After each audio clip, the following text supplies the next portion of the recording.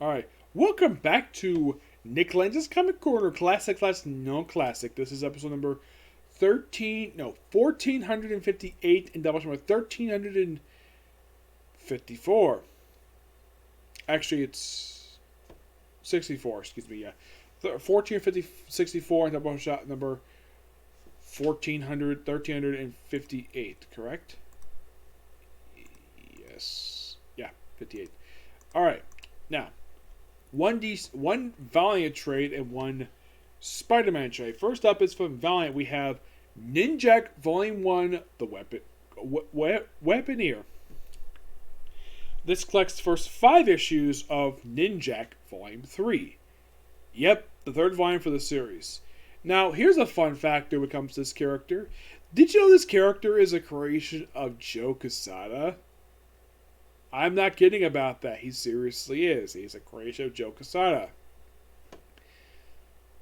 But the thing is, this version, despite the fact this technically is a character created by Joe Quesada, who made his debut back in the 90s, this version of Ninjak actually made his debut in the pages of X-Men War.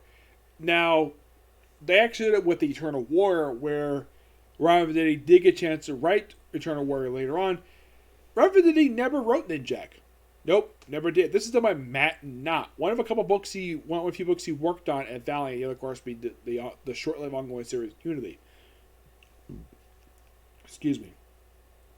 Unlike with Harbinger or the Valiant, where they have basically reintroductions of basically classic Valiant characters from the universe, this one, no. There is no reintroduction of classic Valiant characters. There's a lot of with the exception of let's say Ninjak himself. There's some characters pop up in these issues that are simply put. How should I put this? They are original exclusive for this series. Like you mentioned, I'll think about Ninja A, for example, and he's like Ninja K or Ninjak as he's called. Yeah, and the whole thing with Ninja A, he actually does not make appearance until the start of Ninja K, the series that comes right after this one. This only lasted for a couple of years. It lasted 28 issues. Now, they do have debut of one character that pops up in here. And you probably think, okay, what character makes her debut in this very issue? Well, in the opening story here, we have debut of Riku. Yes, this red hair woman right here. Now, you're probably thinking, wait, if you read the current volume of being Riku, you mean that miniseries that came out I think just this year this came out. This particular book is the first issue of this run is her first appearance. She is an old lover of Ninjak. She actually was a student of his he had a relationship with. And so we have Colin King basically doing normal spy stuff as a ninja. Yep. So basically, we also did Lost Files to explore his backstory in here, which I thought was really cool. Now, the thing with Colin King is, he is British, and he's a ninja. But he works for MI6. Yep. This book is just so fun. Now, Clay Mann does the artwork in here for a majority of the book here. He does the artwork for the first 3 issues and issue 5. The issue 4 is done by Clayman is he does pretty much all the artwork in here. Issue 5 is done not only by him but also his brother Sean Mann. Actually, that's about this. It's Sean Mann's brother, Margaret Savage, and Juan who's a Reap. And of course the backup feature Lost Files that's actually done by Booch Goose. Yeah. What's the story of this one? Basically, just Ninjak doing a bunch of spy work, saving a woman wearing these weird-looking bandages, which this actually is not this actually is Riku. Yeah, this one right here, that's Riku. Yeah, this is what she wore. Yeah, to basically be assassin. Wear these bandages over her naked body. All this oppressment, of course, he protects her, gets her out of this dome, and that comes back by later when later on starts a relationship with her. There's even this famous line here. He's like, "There's actually a Ninja A." Yep. Well, there was, anyways.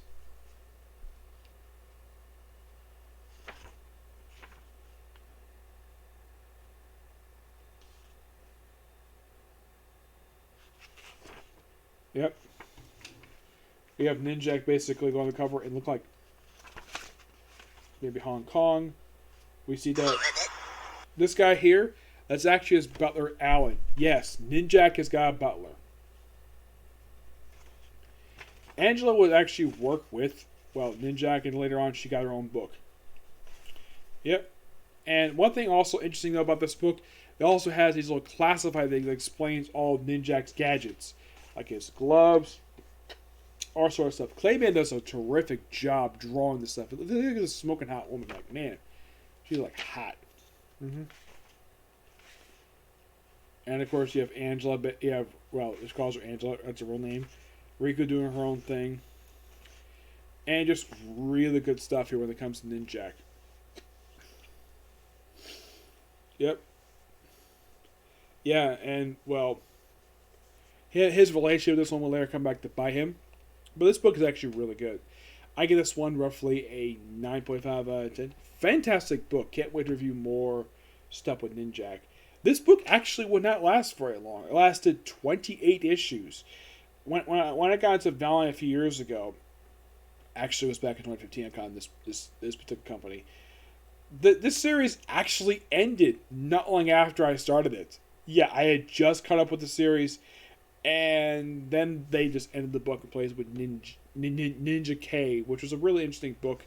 Lasted also for a couple of years before also ending as well. Alright, next up it is Marvel Masterworks Amazing Spider-Man Volume 2. Not 2, this is 3. This collects issues 20 to 30 of Amazing Spider-Man.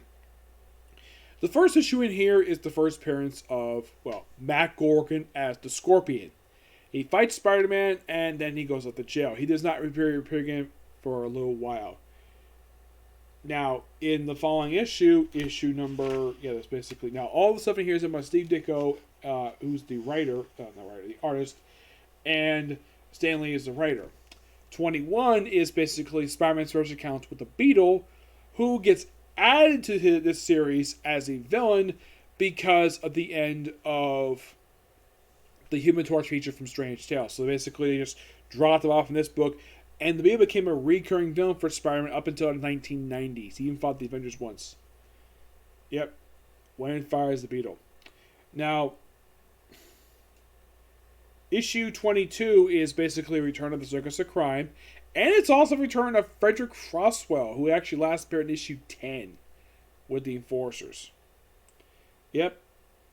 Now, in the case of 23, it's just basically a return of the Green Goblin. 24 is basically just Spider-Man basically just getting some illusions. 25, this one's interesting though. This is the first appearance of Dr. Stillwell and, well actually, second appearance actually. This is the first appearance of the Spider Slayer. Yep, the Spider Slayer. 26, 27, first appearance of the original Crime Master. Yeah, after this two-parter, he actually dies in the final issue. He gets killed by cops. 28, the debut of the Multiman, Liz Allen's stepbrother. The annual. Yes, they also have the annual number 2 in here. That is actually the debut of a character named Xanadu. He became a minor recurring villain over the years. He popped up like Secret Defenders. Yeah, he didn't really appear very much over the years. But noteworthy about this book, it's the first time Spider-Man met Doctor Strange, and they pretty much a figure team since then.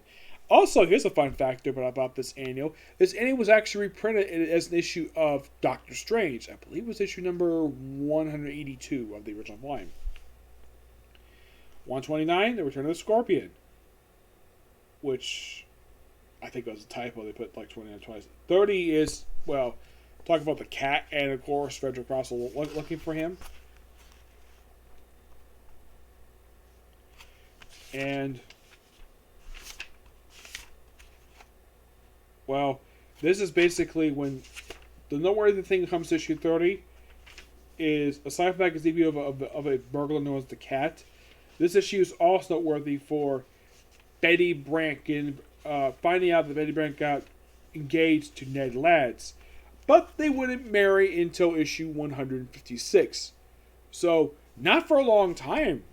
Yes, I thought that was kind of weird. They waited a long time for these two to get married.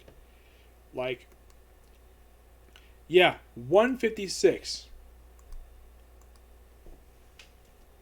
which wasn't even Stan Lee at that point. Oh no, it was a completely different writer at that point. That was actually Lean Ween.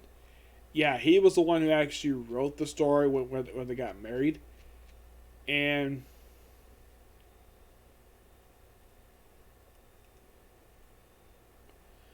it's so interesting, though, the fact that it's like this. Mm-hmm.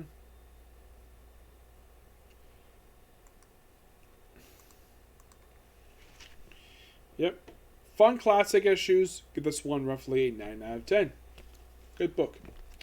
Yeah, if you're interested about reading like classic Spider-Man stories that are not come out recently, I do recommend checking this out. And even though the original compressed thing was about $25, I got this in the library. Multiman himself would actually reappear many times over the years. His most recent thing he's done, he's become chief of security for his stepsister, Liz Allen, for Alchemax. Yep, he works for Alchemax now, working for his stepsister, Liz Allen. Yep. And of course, he gets to spoil his two nephews. Actually, it's more like one nephew he has because Liz only had one kid.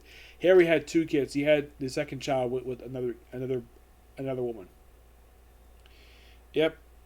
But it's progressing a little bit, and 30 is kind of the end of the first step for Amazing Spider-Man, because 31 is the start of a new era for Spider-Man that would exist up until like 121, because 31 is the introduction to Gwen Stacy and Harry Osborn. Yep, two primary supporting characters. Harry Osborn still appearing this present day, though he did briefly die for about 20 years. But Gwen Stacy be around for over a decade before she got killed off in 121 by Jerry Conway, which Stan Lee was not very happy with, what I heard. Yep. So yeah, that's his particular view. Stay tuned for my later on. I have a few more videos I'm going to do today. One, of course, I'm hoping to do a review for Shaman King today, under a Comic Corner, and Doctor Who again. Okay? Today's video. Bye.